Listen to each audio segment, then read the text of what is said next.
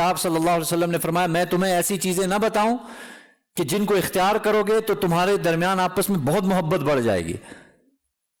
صحابہ نے عرض کیا اللہ کے رسول ضرور بتائیے. آپ نے فرمایا افشوا السلام، سلام کو پھیلاؤ، وَأَطْعِمُوا الطَّعَامَ، اور کھانا کھلاؤ. اس سے کیا ہوگا؟ اس سے محبت بڑھے. یہ نسخہ بتا رہے ہیں، اس سے پتہ چلا محبت ایک بہت بڑی عبادت ہے. پھر آپ نے فرمایا تحادوا تحابوا، تم آپس میں ایک دوسرے کو ہدیہ دو، تحفے تحائف دو. اس سے کیا ہوگا؟ اس سے محبت بڑھے گی.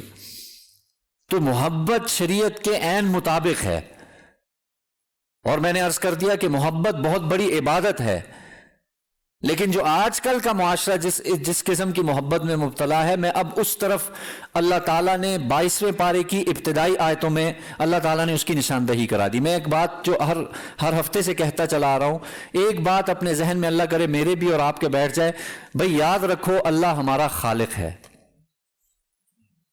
اللہ نے ہمیں پیدا کیا ہے، وہ جانتا ہے کہ اس کے اندر جو جو مراحل سے یہ گزر رہا ہے اللہ تعالیٰ کو بہت بہترین علم ہے.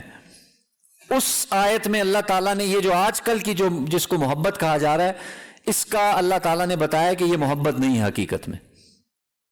خصوصاً جو لڑکا اور لڑکی آپس میں کر رہے ہیں، یہ محبت نہیں ہے. اسی وجہ سے یہ عبادت بھی نہیں ہے. اسی اعتبار سے پھر وہ ساری بات تفصیل آ جائے گی. اللہ تعالیٰ قرآن مجید میں فرماتے ہیں، نبی کی بیویوں کو مخاطب کیا، لیکن اس سے قیامت تک کی ساری خواتین اس میں داخل ہو جائیں گی.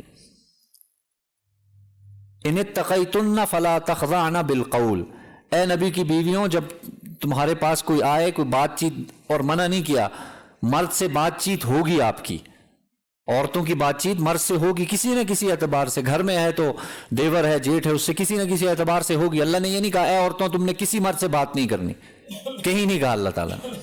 اللہ نے فرمایا بات کی ضرورت پیش آئے گی، لیکن جب بھی بات کی ضرورت پیش آئے، ان اتقیتن، اگر تمہارے اندر تقوی ہے، تمہارے اندر اللہ کا خوف ہے، فلا تخضعن بالقول، تو نرمی سے بات نہیں کرنا ان سے. کیوں اللہ نے فرمایا فلا تخضعن بالقول فیطمع الذی فی قلبہ مرض؟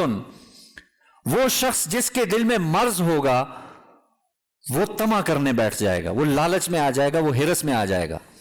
اس کے دل میں ایک، چونکہ پہلے سے مرض ہے تو اب وہ ایک لالچ اور طمع میں آ جائے گا. یہ جو آج کل جو ہو رہا ہے نا، یہ حقیقت میں مرض ہے. یہ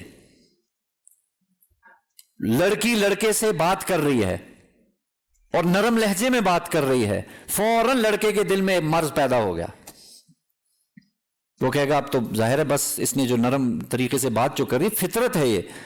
اللہ تعالیٰ نے فطرت میں یہ چیز رکھی ہے کہ، اور اسی فطرت کو خالق بتا رہا ہے کہ اگر تمہارے اندر اللہ کا خوف ہے تو پھر مرد سے بات کر لو، کوئی حرج نہیں. ضرورت کی بات ہے تو کرنے میں کوئی حرج نہیں.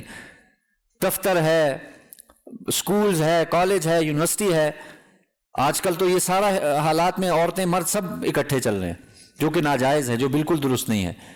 لیکن ضرورت پڑ سکتی ہے، تو جب ضرورت پڑی ہے تو اب تم نے کیا کرنا ہے؟ تم نے نرم لہجے میں بات نہیں کرنی، سختی سے بات کرنی ہے، تاکہ اس قسم کے مرض والے دلوں میں ذرہ برابر بھی کچھ بھی نہ پیدا ہو اور اس کا مرض نہ بڑھے، اس کے اندر طمع نہ پیدا ہو کہ بھئی اس نے مجھ سے اچھے سے بات کی ہے تو بس ٹھیک ہے بات کو آگے بڑھاتے ہیں، جو آج کل ہو رہا ہے.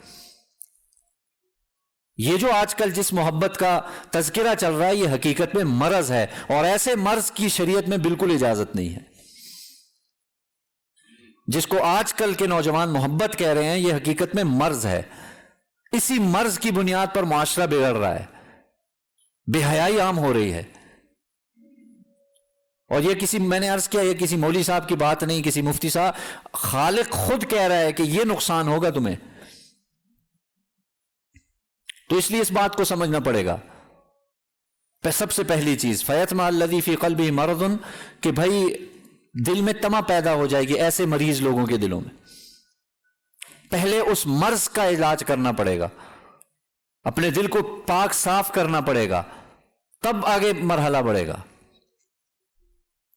تو اس قسم کی محبت کی شریعت قطعی طور پہ اجازت نہیں دیتی، جس کی میں بات کر رہا ہوں.